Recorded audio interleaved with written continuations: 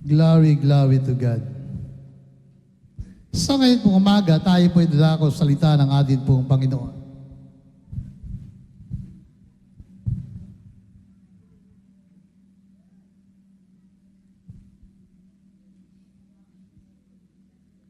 At tayo po ay mayroon po mga Biblia, buksan po natin sa aklat po ng unang Korento.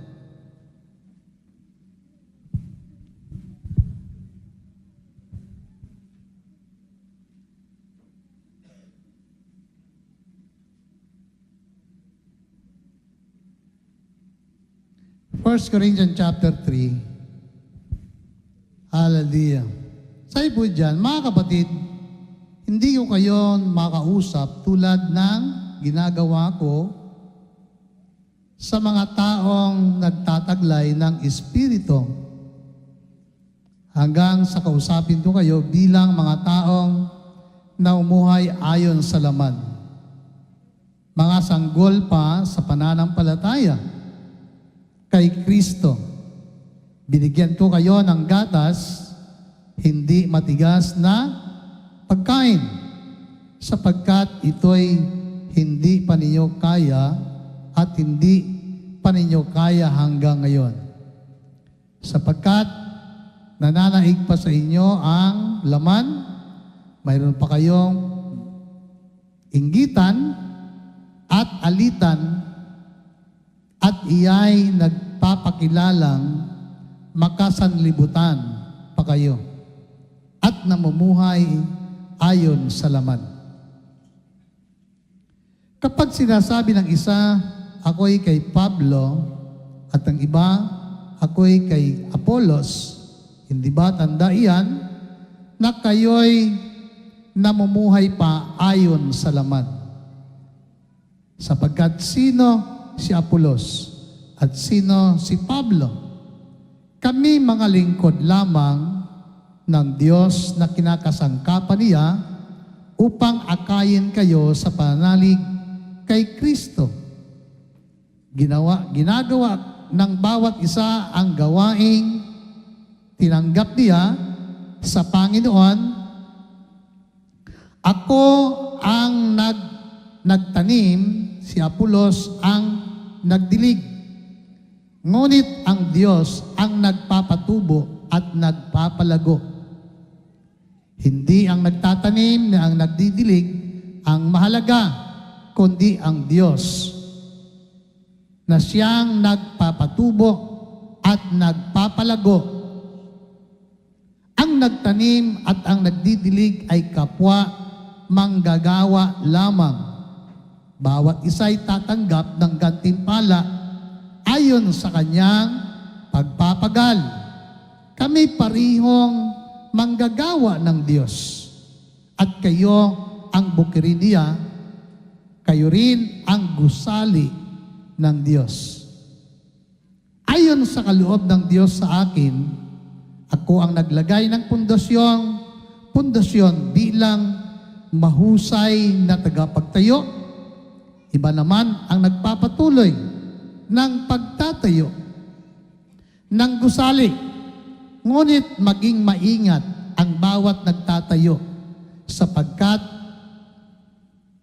wala ng ibang pundasyon na maaring ilagay liban sa nailagay na sa Jesus, si Jesucristo. May magtatayo na gagamit ng ginto, pilak at mahalagang bato. Mayroon namang gagamit ng kahoy, dayami o pinaggapasan.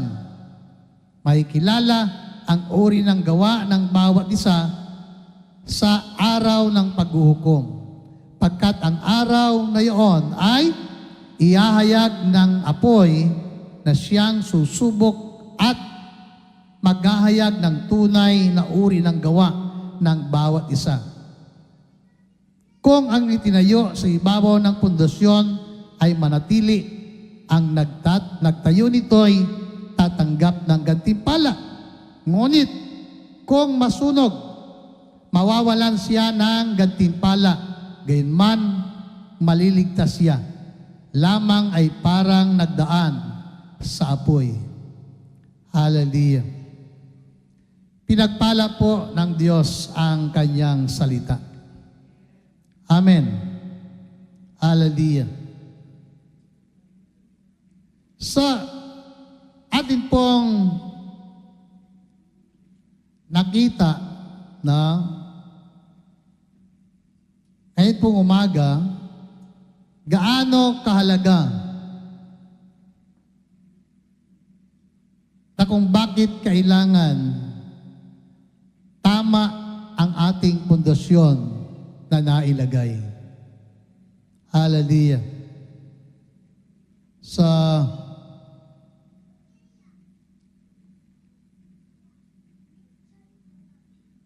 Tayo ba ay mayroon tamang pundasyon? Amen? Hallelujah. Put the right foundation of your faith. Amen. Ilagay po natin ang tamang pundasyon ng ating pananampalataya. Amen. Mahalaga ba ang pundasyon? Hallelujah.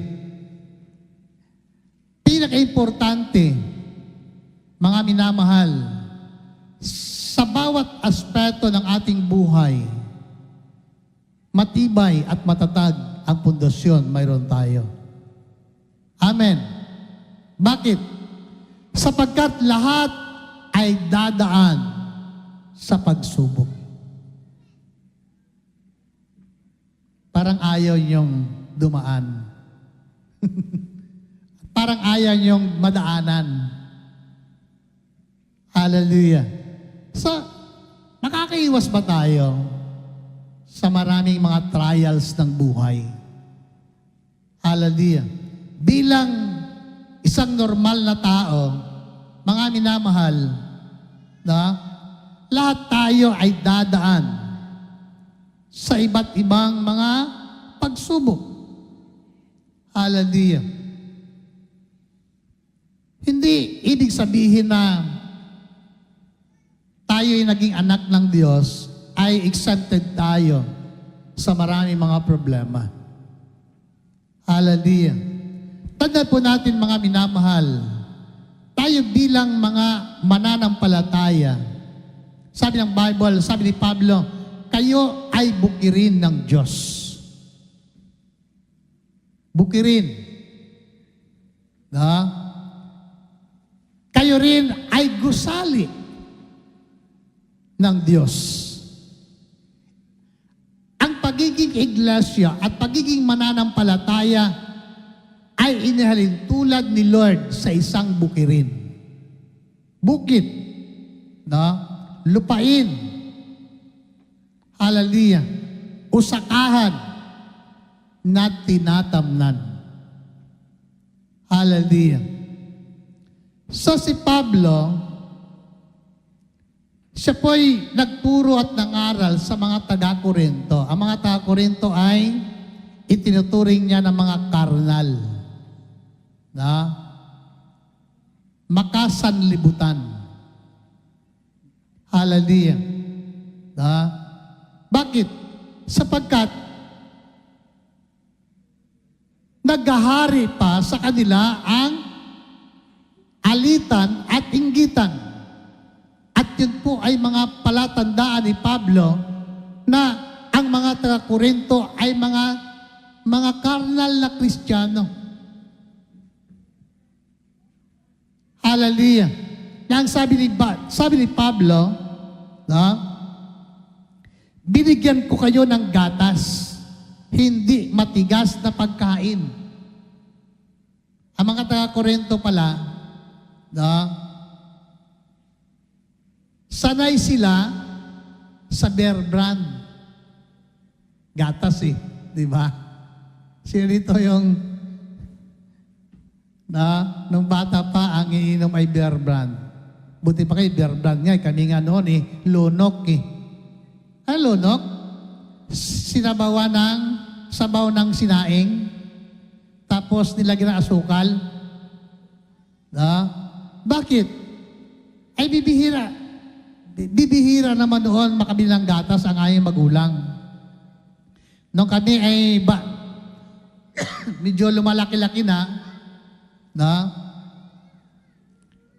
ang gatas doon sa amin, yung Alaska, pagka binutasan, timplahin po yun, tapos punitin yung balat, ilagay doon sa butas, kasi kinabukasan po yun. Titimplahin pa sulda mga araw yun. Kaya, mapalad yung mga henerasyon ngayon. Amen? Mapalad. Bakit? Nakatingin na sila ng is-26, Buna, ano pa? Ano yung pinakamahal na gatas ngayon? Promil? Hallelujah. So, insure sa mga matatanda. Pediasure? Diba, ang dami ng klase ng gatas ngayon. Kaya nga, sabi ng iba, ang ugali din ng mga bata, para mga ugali din ng baka. Nanunuag na ng nanay at tatay. Bakit? Kasi hindi gatas ng ina ang kanilang dinidi. Kundi gatas ng hayop. Totoo kaya yon? Amen daw. Diba? Nandiyan pa kayo mga bata? So dapat mga bata natin, mga batang Kristiyano ay mga masunuring bata sa kanilang mga magulang. Amen! Sabi ng Bible, mga anak, sundin nyo ang inyong ama't ina. Yung pagsunod, mga minamahal, ay tanda ng ating pagrespeto sa ating mga magulang. Andyan pa kayo. Ipagpalagay na ang gatas na ininom nyo ay gatas ng baka. Pero dapat, bilang mga anak ng Diyos, ang maging batayan natin sa ating buhay at pundasyon ay salita ng ating Panginoon. Amen. Hindi sa kung ano ang ating ininom o kinain. Sabi ni Pablo sa mga taga-Korinto, binigyan ko kayo ng gatas. Ang bait ni Pablo, no? Hallelujah. Glory to God. Bakit? Sapagkat ang mga taga-Korinto ay namumuhay ayon sa laman. Ibig sabihin, ang sinusunod nila ay ang sarili nila. Sariling kagustuhan. Hallelujah. Mga sanggol pa sa pananampalataya kay Kristo. Siyempre pag sanggol sa pananampalataya, ano ang kailangan ng sanggol? Gatas. Amin po ba? Bakit na kayo ng gatas, ng sanggol na paglabas mula sa sinapupunan ng nanay ay naghingi na ng kanin? Diba? Ang hinahanap niyan ay gatas. Hallelujah. Amen. Kaya nga, sa mga nanay, importante na may gatas. Ang ina. Amen. Ay, wala eh. Di ba mayroong mga ganon na paglabas ng bata, walang gatas na lumalabas. Sabi ng mga matatanda, pilitin. No? Talaga, isubo sa bata yung didi para, kasi yung bata, pagka sinupsop niya yon, sinupsop talaga eh. Sinipsip niya, mapipersa yon, yung didi ng ina para lumabas ang gatas. Nandyan pa kayo? Imposible mga naka na wala kang gatas. Lahat ng ina, may gatas talaga yan. Kaso lang, pagka wala nga, ay di sabihin natin, ay wala. Total, marami namang gatas sa tindahan eh. Diba? Pero ang totoo, mga minamahal, nung likhain ng Diyos ang mga nanay at niloob niya na magkaanak, mayroon talaga yan. Amen. Hindi pwedeng wala. Hindi pwedeng wala. Kaya nga importante sa mga nagdadalang tao, nagbubuntis, na mga nanay, kumakain ng mga masustansyang pagkain. Amen. Yung mga pagkain na makapag-produce ng gatas para sa bata. Eh bakit ang baboy nga eh? Yung inahing baboy. Yung mga inahing baboy, paglabas ng biik, agad-agad, yung biik kahit nakapikit pa eh. Nahanap-hanap niya, punta sa doon sa nanay niya, sa inahing baboy.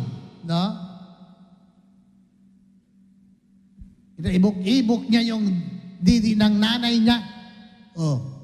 Di ba ganun yun? Ginaibok-ibok. Kaya nga, pag ginaibok-ibok ng biik, yung didi ng inahing na baboy, lumalabas ang gatas.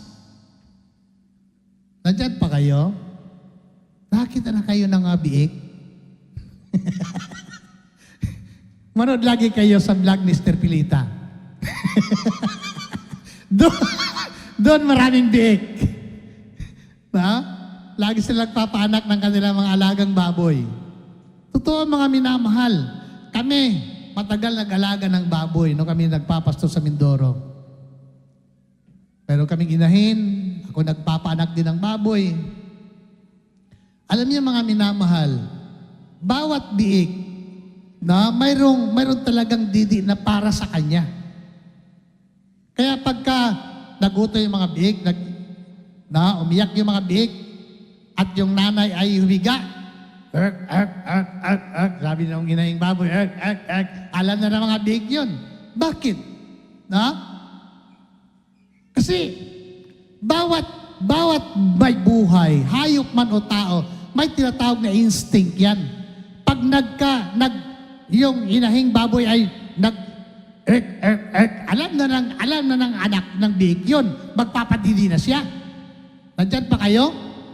Kahit ang tao rin, ang mga nanay, pagkaalam na yung anak, yung sanggol ay gutom na, nararamdaman niya yun. Nandyan pa kayo? Kaya, may kwento yung isang pastor namin, nung Step Ligaya daw, yung kanyang anak, nandun sa eskwelahan, yung kanyang nanay nandun naman sa tubigan, pagdating ng recess, tatakbo yung anak doon sa tubigan, hanapin yung nanay niya, at mag-recess siya, magdidi muna siya. Nandiyan pa kayo? Yun ang kanyang recess eh. Yun ang merienda niya. Hanapin niya sa Teligaya, mag-recess siya, didi siya doon sa tubigan. Bakit? Siguro wala sa baon eh. Di po sa nanay niya, nararamdaman ng ina na ang kanyang anak ay naugutom. Nandyan pa kayo?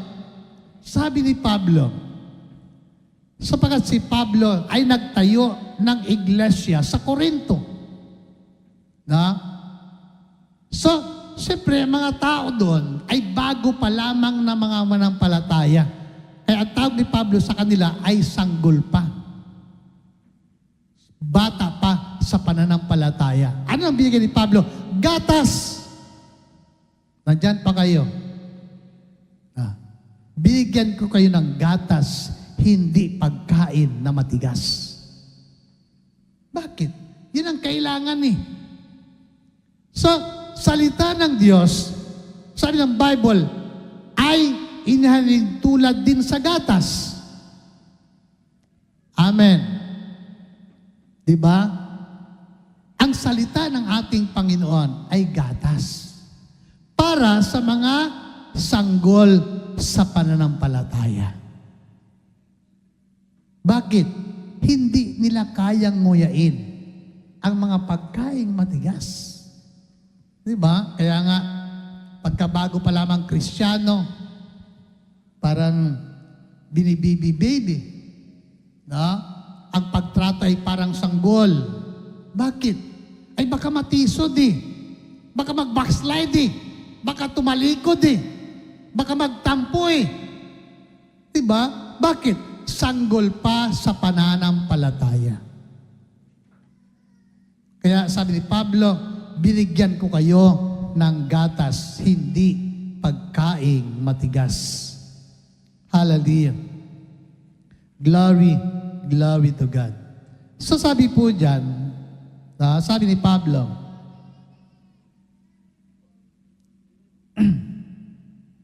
sapagkat hindi pa ninyo kaya at hindi pa ninyo kaya hanggang ngayon, sapagkat nananaig pa ang inyong laman. Mayroon pa kayong inggitan at alitan. Yung mga kapatiran sa Korinto ay may inggitan. At mayroon pang alitan. Hallelujah. So, pagka ang isang tao, isang Kristiyano ay may pagkainggit sa kanyang kapatid, sa Panginoon, o mayroong galit sa kanyang kapatid sa Panginoon, ibig sabihin na bata pa ang iyong pananampalataya. Ngayon, makikita po natin mga minamahal, ang ating pananampalataya, mahalaga na ito ay umuunlad at lumalago. Amen? Mahalaga ang paglago ng ating pananampalataya. No? Pagka tayo po ay nakakilala kay Lord, nakilala natin ang Diyos o si Kristo ang ating Panginoon, tinanggap natin bilang ating personal tagapagligtas, 1 taon, 2 taon, 3 taon, 5 taon na tayong naglilingkod sa Panginoon. Ibig sabihin mga minamahal, kailangan din ang paglago ng ating pananampalataya sa Panginoon. Amen? 5 taon na tayo kay Kristo, bata pa ang iyong pananampalataya. Usanggol pa ang iyong pagkakristyano. Pwede ba yun? Kasi ang pagiging Kristiyano ay parang tao din yan. Amen. Nagsimula tayo sa pagkabata. O nakilala natin ang Panginoon, may edad na tayo. Ibig sabihin, ang pagiging Kristiyano, mga minamahal, nagsisimula talaga yan sa pagiging bata. Kahit na matanda na tayo. Nandyan pa kayo? O matanda na yung edad natin? So, ang turing sa atin, kahit matanda na tayo, ang ating edad, pero bago ka pa lamang Kristiyano, bata ang iyong pananampalataya. Hallelujah. Kaya nga, minsan, mahirap pagsamahin yung matagal ng Kristiyano at bago pa lamang sa isang gawaing katulad nito. Bakit? Kasi nga, hindi pare-parihas ang antas o level ng pananampalataya kay Kristo. May mga tao na kahit na masakit ang kanyang marinig na salita ng Diyos, okay lang sa kanya. May mga tao na nakapakanig ng salita ng Panginoon na masakit, dinadamdam niya at nagiging dahilan para tumalikod sa pananampalataya. Bakit? Hindi niya kayang nguyain. Bakit? Matigas eh. Kaya nga, sabi ni Pablo, binigyan ko kayo ng gatas, hindi pagkaing matigas. Hallelujah. Ngayon, ano ang palatandaan? Bakit sabi ni Pablo na ang mga taga-Korinto ay mga karnal? Hallelujah. Mga minamahal. Sabi diyan, for you are still controlled by your sinful nature. You are jealous of one another. No, yung tinatawag na inggitan. And quarrel with each other. Doesn't that prove you are controlled by your sinful nature? Aren't you living like people of the world? Na, kumbaga, sila'y namumuhay katulad ng mga tao sa mundong ito. Hallelujah. When one of you says, I am a follower of Paul, and another says, I follow Apollos, aren't you acting just like people of the world? Na? Kumbaga, may kanya-kanya silang sinusunod. Ay ako'y tagasunod ni Pablo. Ako naman kay Apollos. No? Si Apollos po, mga minamahal, sabi sa banal na kasulatan, si Apollos, ayon sa pag-aaral, siya po ay isang taong magaling magsalita. Magaling siyang mangaral. At yung mga salita na ginagamit niya, mga minamahal, ay gustong-gusto ng iba. At syempre, yung iba naman, ang loyalty nila ay kay Pablo. Kaya nagkakaroon ng division sa pagitan ng mga kapatid sa Corinto.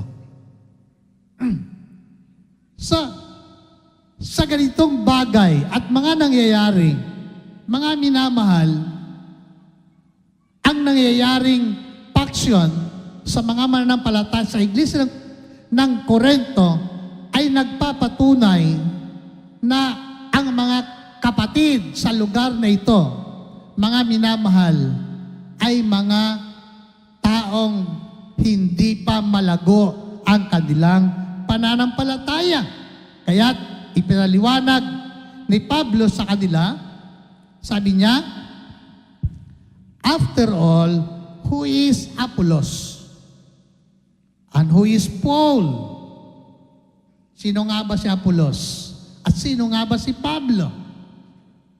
Sabi ni Pablo sa kanila, we are only God's servant. Andyan pa kayo? Na? Kami ay parehas lamang na mga lingkod ng Diyos. Parehas lang kami na mga lingkod ng Diyos. Totoo naman. Bakit? Hindi pare-parihas ang abilidad. Hindi pare-parihas ang kaalaman at kakayanan ng bawat lingkod ng Diyos.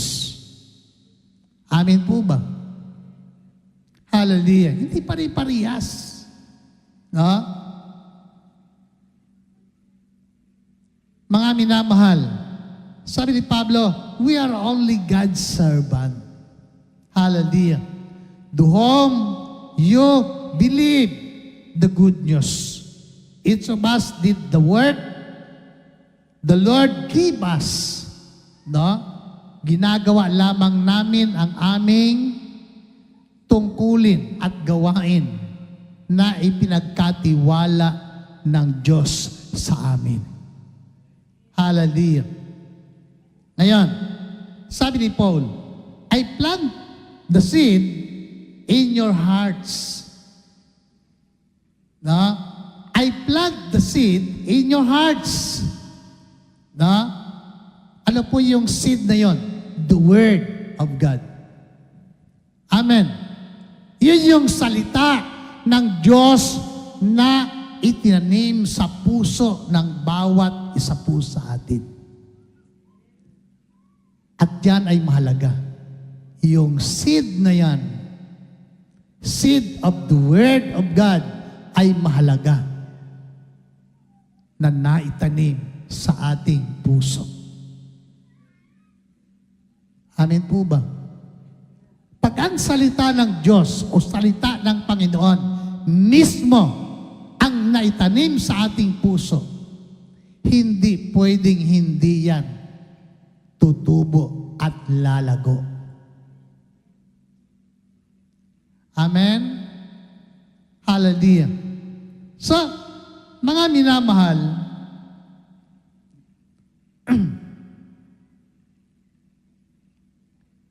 importante ang salita ay naitanim sa puso natin. Dapat sa puso natin yan naitanim. Kaya nga ang salita ng Panginoon,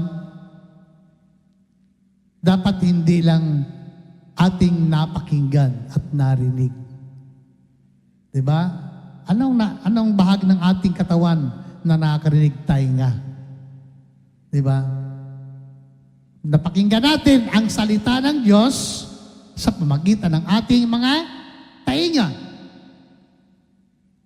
Hallelujah. So, mahalaga na yan ay magtuloy-tuloy hanggang doon sa puso natin. Amen po. Hindi lang dapat hanggang doon sa tainga natin. Ay, kung di pa natin na linis yung tainga natin at bumara doon, baka lumabas yan ay tutuli. Nandiyan pa kayo? Hindi nakapinitil sa puso natin eh. Baka pag-isip mo kinabukasan, bakit kayo na makarinig? Pastor, pabiling ano nga yun? Yung kako yung kutsara. Sa bahay, pag may bumibili. Kako yung parang kutsara. Ayaw po. Ano gusto niyo? Plastic o bakal? Meron kayong plastic, meron pang bakal. Parang pala yun eh. Di ba? So, ang salita ng ating Panginoon, importante na yan ay naitanim sa puso natin, hindi lang sa ating pandinig. Amen? Of course, may purpose si Lord sa lahat ng parte ng ating katawan. Kaya may tainga tayo para marinig natin ang salita ng Diyos. Amen. Pero sabi ni Pablo, sabi niya, I plant the seed in your heart. Diba? Pero po natin, hindi naman puso ang nakarinig eh. Amen. Kundi una, yung pandinig natin, yung tainga natin. At papasok po yun sa puso natin. Amen? Dapat ilagay natin yan. Ang puso natin, mga minamahal, sisidlan ng salita ng ating Panginoon. Amen? Sisidlan yan. Mayroong lugar sa puso natin na dapat doon nakaimbak ang salita ng ating pong Panginoon. Hallelujah. Bakit? Kasi nga, pag doon nakatanim yan, kapatid, mga minamahal, at yan ay tumubo, nag-sprout yung binhi ng salita ng Diyos at lumabas yung ugat niyan at tumubo doon sa puso natin, kapatid, mga minamahal. Yon ang magiging cause nun at dahilan kung paano mabago ang buong pagkatao natin. Amen! Hallelujah! Pag tumubo yung ugat ng salita ng Diyos sa puso natin, kapatid, mga minamahal, yun ang magiging dahilan para baguhin ang buong buhay natin at pagkatao natin. Pero pag ang salita ng Diyos ay napakinggan lang natin at hindi naitanim sa ating puso, hindi kailanman mababago ang ating buhay. Hindi kailanman mababago ang ating pagkatao. Hindi kailanman mababago yung attitude o karakter natin. Bakit? Nasa pandinig lang natin. Nandyan pa kayo? Kaya importante yung pandinig natin. Amen? Sabi ng Bible mayroong dalawang tao sa Biblia na binabanggit na nagtayo ng kanilang bahay. isang matalino at isang mangmang. Diba? Klarong-klaro yan.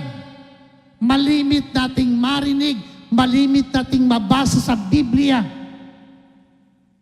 Ang isang taong matalino nagtayo ng bahay ay mahalin tulad sa isang taong nakikinig at isinagawa ang kanyang napakinggan. Naghukay ng malalim sa kanyang Biblia at sa matibay na pundasyon sa ibabaw ng bato, nagtayo ng kanyang bahay.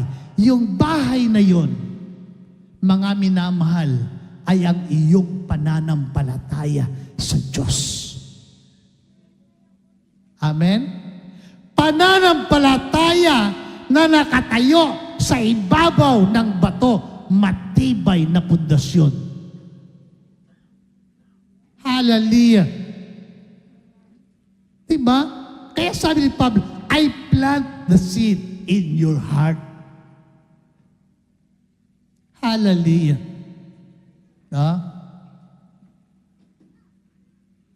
Glory, glory to God. And Apollos watered it. Hallelujah. Ako ang nagtanim eh. Sabi ni Pablo, si Apollos ang siyang nagdilig sa inyo. Kaya po natin, ang mga lingkod ng ating Panginoon, they are working together. Kumbaga, sila'y magkasama lamang na gumagawa sa ubasan ng ating pong Panginoon. Sa bukirin ng Diyos, isa ang nagtanim, isa ang nagdilig. Bakit?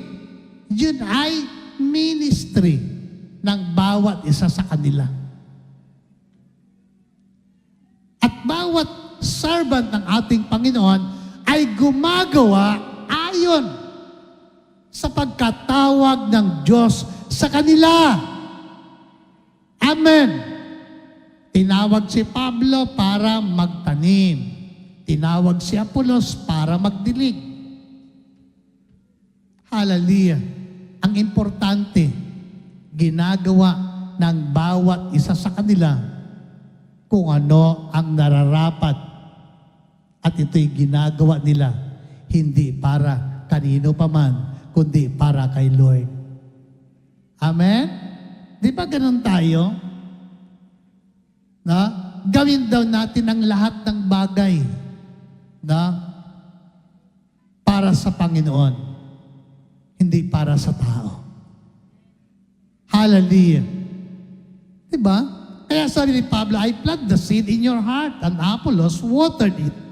But it was God who made it grow. Amen. Ang Diyos ang nagpatubo at ang Diyos ang nagpapalago.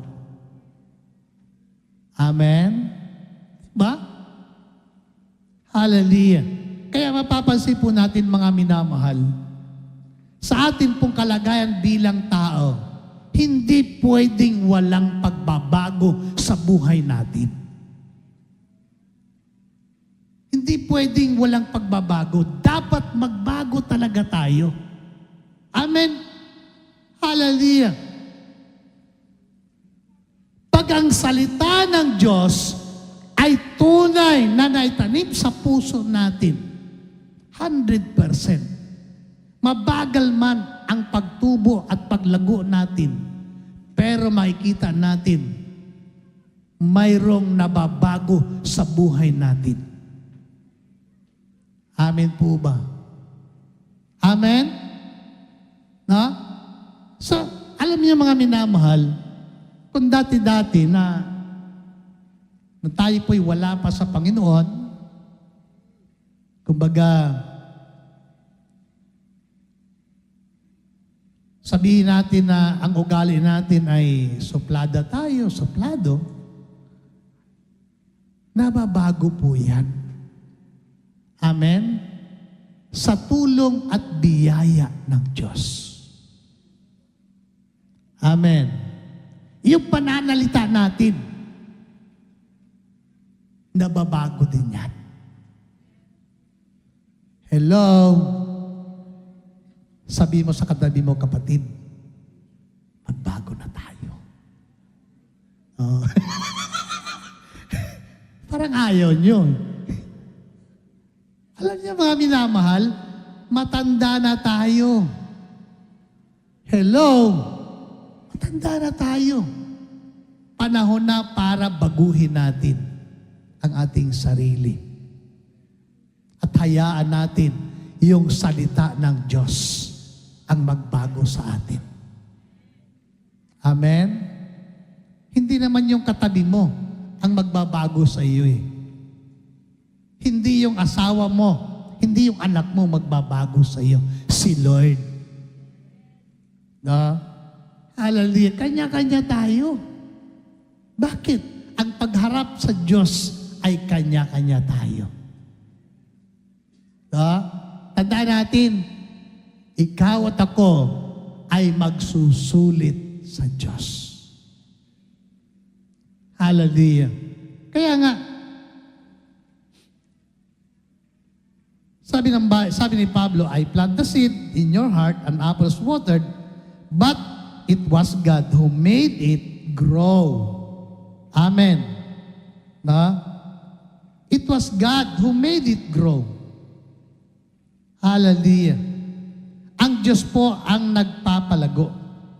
At ang Diyos ang nagpapatubo. Na? Ng binhi na naitanim sa ating mga puso. Hallelujah. Glory, glory to God. Ngayon, sabi dyan, it is not important who does the planting or who does the watering. Hindi mahalaga kung sino ang nagtanim. Hindi mahalaga kung sino ang nagdilig. Sino ang mahalaga? At ano ang mahalaga? Sabi ng Biblia, what is important is that God makes the seed grow.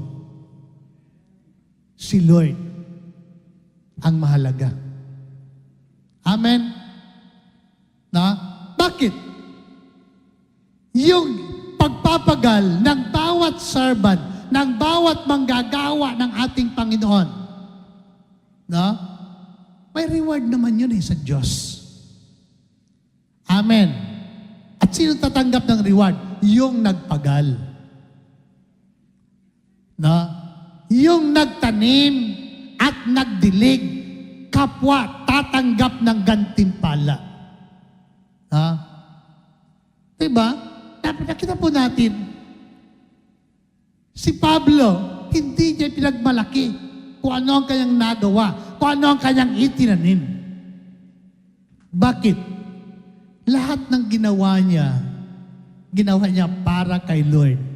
At yun naman ay may reward sa Diyos. Hindi yun nawala ng kabuluhan sa harap ng Diyos.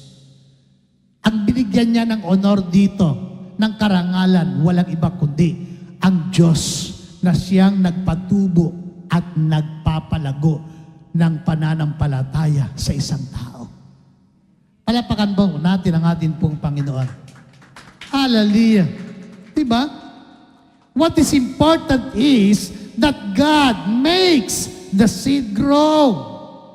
Amen. So, hayaan natin na palaguin ng Diyos ang salita niya na natanim sa ating mga puso. Hayaan natin ang Diyos ang magpalago niyan. Diba? Desire natin, nasain natin, Lord, ayaw ko ng ganito. Lord, ayaw ko manatili sa ganitong kalagayan ng buhay. Diba? Kailangan makita po natin mga minamahal, personally mga minamahal, makita natin ang ating sarili na iba sa mga taong walang pananampalataya. Amen po ba? No? Hallelujah. Makita natin, i-evaluate natin ang sarili natin.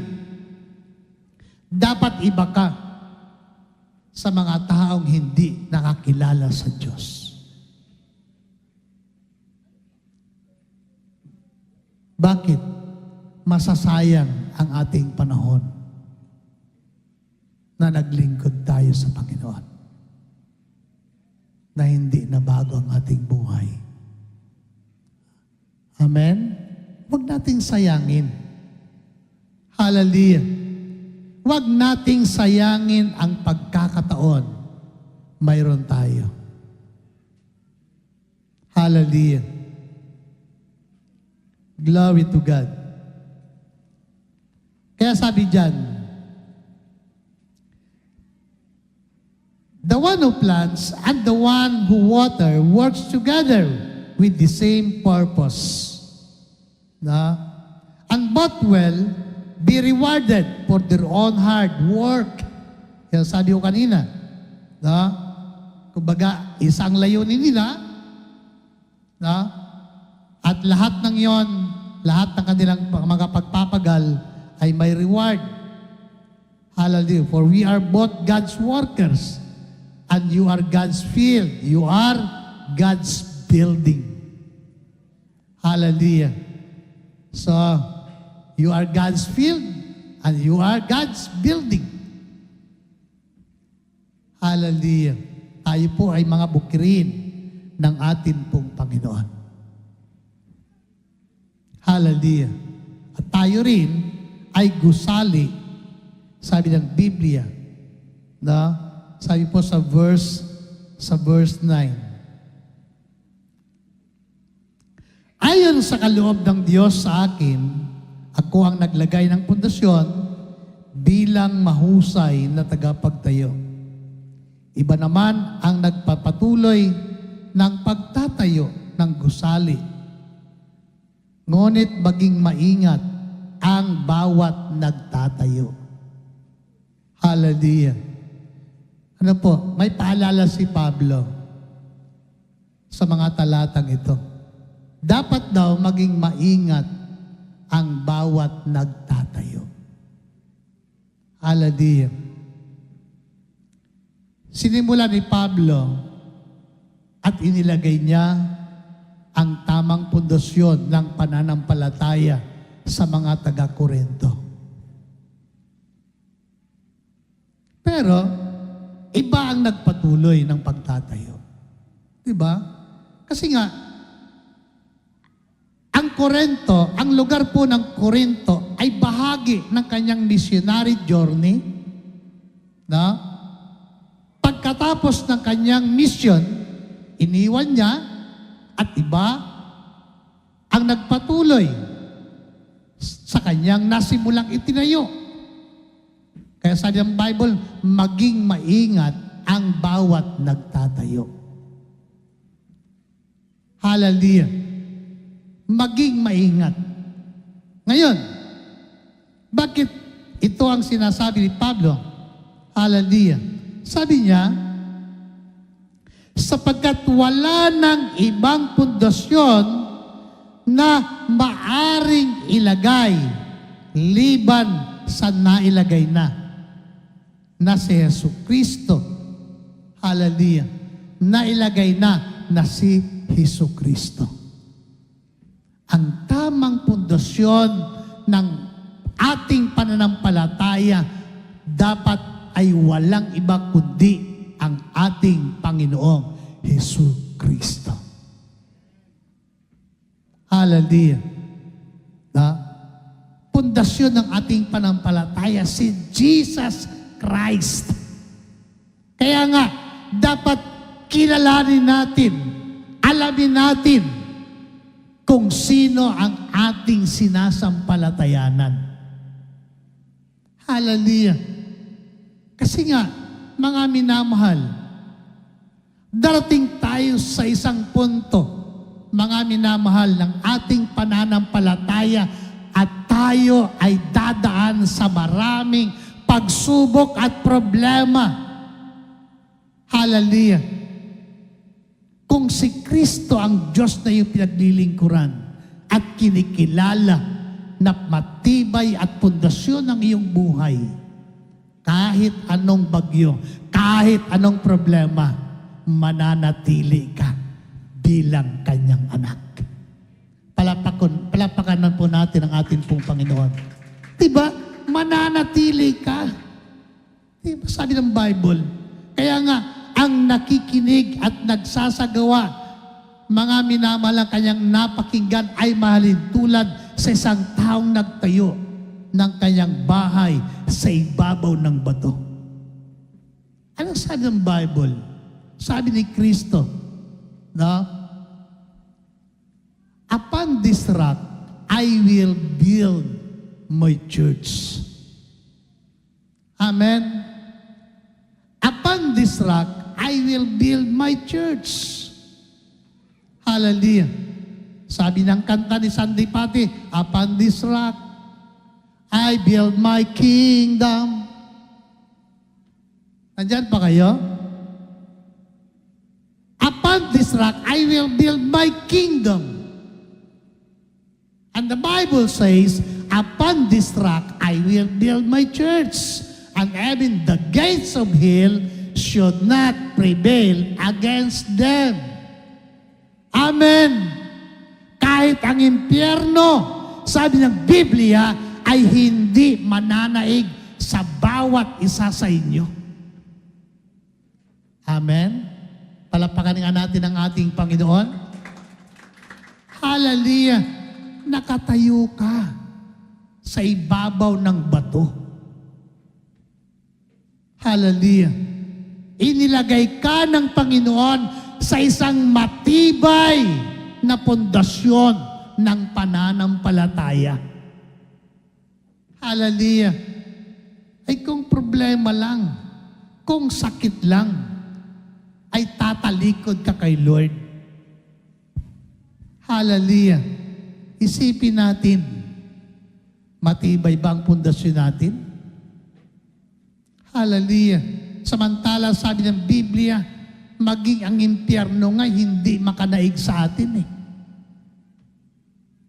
Hallelujah. Sabi ng Romans chapter 8, verse 35, mayroon ba makapaghiwalay sa atin sa pagmamahal kay Kristo?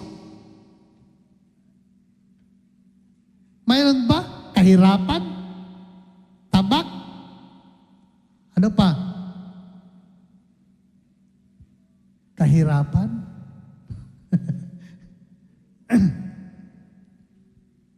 Tabak? Mayroon bang makanaig? Mayroon bang makapaghihiwalay sa atin sa pagmamahal kay Kristo? Pag-uusig?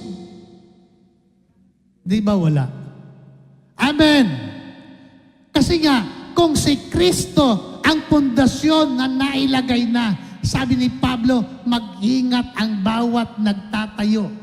No? At sa paglalagay ng pundasyon, maliban na nailagay na si Jesucristo. Amen. Kaya nga, ang pundasyon dapat ng ating panampalataya ay walang iba kundi ang ating pong Panginoon. Sa Jesus. Hallelujah. Bakit? Sapagkat sabi ng Biblia, kahit na ang bunganga ng impyerno ay hindi pwedeng makanaig sa bawat sa atin. Ang kahirapan, ang pagsubok, ang pag-uusig, mga minamahal, o ang tabak o kamatayan, hindi pwedeng makanaig at makapaghiwalay sa atin sa pagmamahal kay Kristo. Amen. Matibay na pundasyon. Hallelujah. Kaya nga, mga kapatid at mga iniibig ngayon pong umaga, huwag nating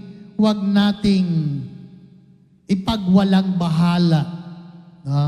Huwag nating kalimutan at huwag nating ilagay sa mababang uri ang ating kalagayan bilang anak ng ating pong Panginoon.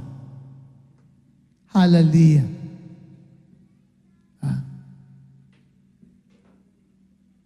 Sabi po dito, bago po tayo tuluyang magtapos ngayong umaga, may mga magtatayo May magtatayo na gagamit ng ginto, pilak. Ginto, pilak o mahalagang bato. Mayroon namang gagamit ng kahoy, dayami o pinagkapasan. May kilala ang uri ng gawa ng bawat isa sa araw ng paghuhukom. May mga magtatayo doon na gagamit ng ginto, pilak at mahalagang bato. Mayroon din gagamit ng kahoy at dayaming pinagkapasan. Alam niyo mga minamahal, anumang materialis ang ginamit o gagamitin, ang importante, mga minamahal, ay yung panahon ng paghuhukom. Kasi kung ang ating tinayo, pagdating ng panahon ay masunog.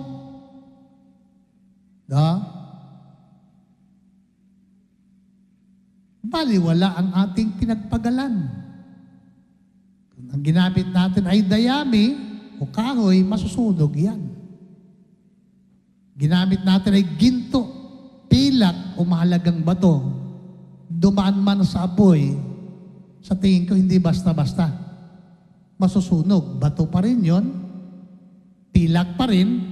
Ang ginto, pag dumaan sa apoy, lalong kumikinang. Nandyan pa kayo. Amen. Hallelujah. Kaya nga, dadaan sa pagsubok ang bawat ginagawa ng tao. Amen.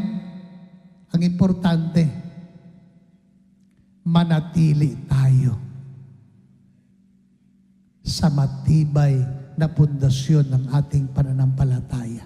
Walang iba kundi si Kristo. Palapakan po natin ang ating pong Panginoon ngayon pong umaga. Hallelujah. Glory, glory to God. So, ano po? Ang matibay na pundasyon ng ating panampalataya, mahalaga, mga minamahal, ang pundasyon nito ay ang ating Panginoon at ang Kanyang mga salita. Amen. Salita ng Diyos. Kaya nga,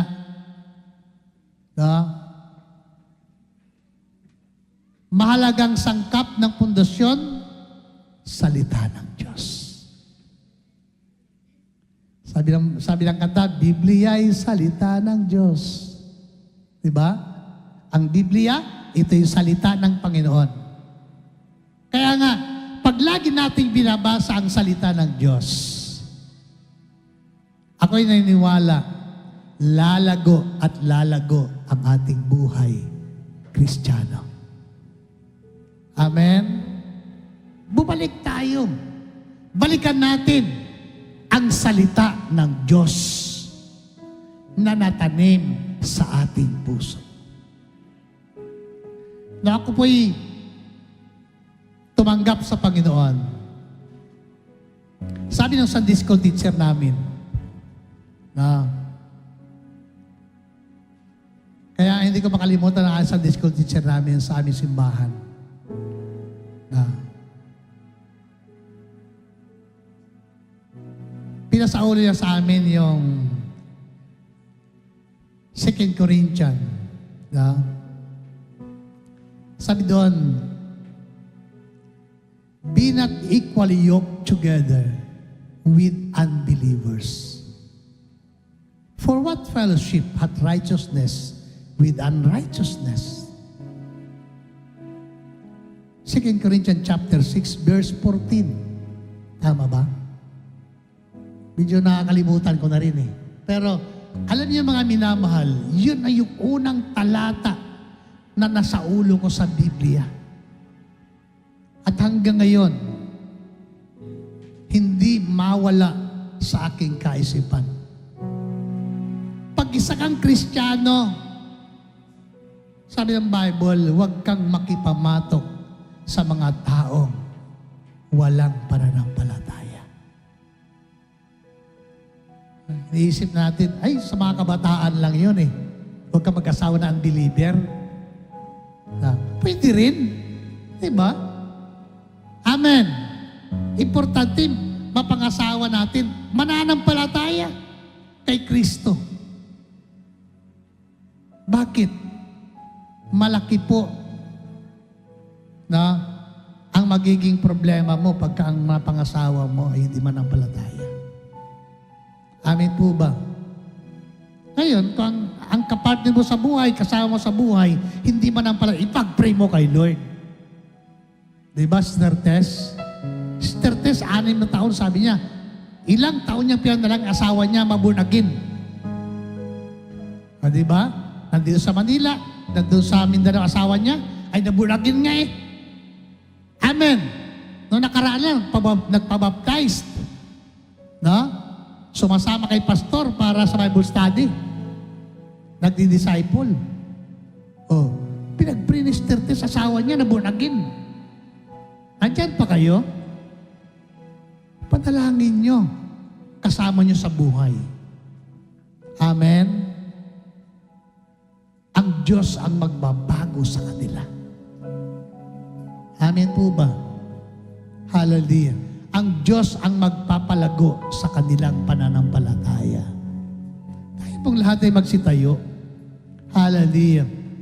So, hayaan natin si Lord maging pundasyon na matibay ng ating buhay Kristiyano at ang kanyang salita na natanim sa ating puso ay tumubo sa ating buhay upang baguhin ang ating buong pagkatao. Tayo po ay maging kalarawan, kawangis kamukha ni Lord na nagbigay ng buhay sa atin. Amen! Hallelujah! Sige nga po, tayo po ay umawit sa atin pong Panginoon. Hallelujah! Standing in awe of your grace, setting my feet in your ways, entering into your presence, to behold you face to face. God of all heaven and earth, holding me in Your embrace, I'm feeling love that surrounds me. Oh Lord, I stand amazed. My Jesus, my Lord, you're the love of my life. Wherever you go, wanna be by your side. No longer I, but Christ living in me, serving you for all eternity. My eyes set on you in this race that I run. No longer I'll race, let your will be done. Make me a servant my heart will ever do. Clinging to the cross, I follow you. My Jesus, my Lord, you're the love of my life.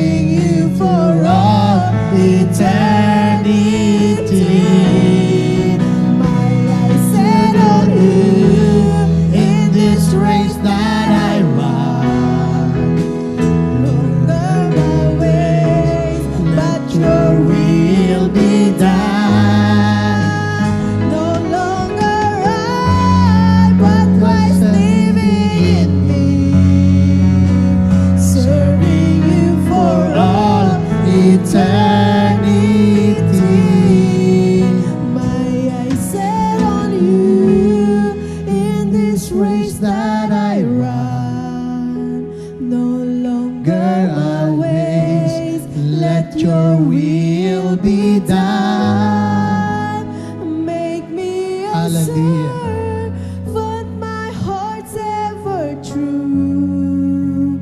Clinging to the cross, I follow you. I follow you. Yes, Lord. Hallelujah. Amen. Yes, oh God. Totoo dakilang Diyos. Hallelujah.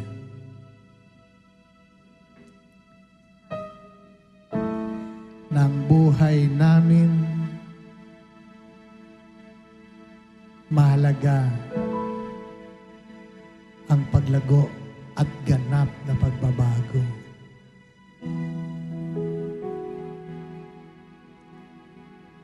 Hallelujah. Na hindi na kami, Panginoon, ang dapat nabubuhay sa aming mga sarili lamang, kundi Ikaw na aming Diyos. Na laging ang dapat na susunod, Panginoon, ay ang iyong kalooban, hindi ang aming mga sarili lamang. Lord, salamat sa iyo po mga salita. Hallelujah. Kahabagan mo, Panginoon, ang iyong mga anak. Ang bawat isa po sa amin. Mabago ang aming mga puso sa pamagitan ng salita mo na natanim sa puso ng bawat sa puso amin. I pray, O God, na ang salita mo, ito ay tumubok at lumago sa aming mga buhay. Gaano man katagal ang panahon na kami ay naglingkod sa inyo. Ang mahalaga, Panginoon, nagpapatuloy kami. Hallelujah. At nagsisikap na baguhin ang aming buhay sa tulong ninyo. Lord, patuloy dakilang Diyos, manahan ka sa buhay ng iyong mga anak. Maghari ka sa aming mga puso, Panginoon. Na ikaw ang Diyos, ang patuloy dakilang Ama na maitaas at maparangalan ng iyong mga anak. Lord, salamat. Patuloy dakilang Diyos na ang salita mo na aming napakinggan ngayong umaga ay magbigay ng inspirasyon at paalala sa bawat sa amin upang kami ay patuloy na maglingkod sa inyo. Hallelujah. Sino man ang mga tao at lingkod na ginamit mo upang masikan kami ng iyong mga salita. Ang mahalaga, Panginoon, ikaw ang Diyos na naglagay nito sa aming buhay. At ikaw ang Diyos na magpapatubo at magpapalago nito. Ikaw ang Diyos na may kapangyarihan baguhin ang sino man. Kaya nga po, Panginoon, pagpalain mo ang iyong mga anak. Ang salita mo, Panginoon, ay hindi mawaglit sa isip, sa puso ng bawat isa, kundi loobin mo nawa, Panginoon, na ito po ay magkaroon ng kapangyarihan at himala sa aming buhay.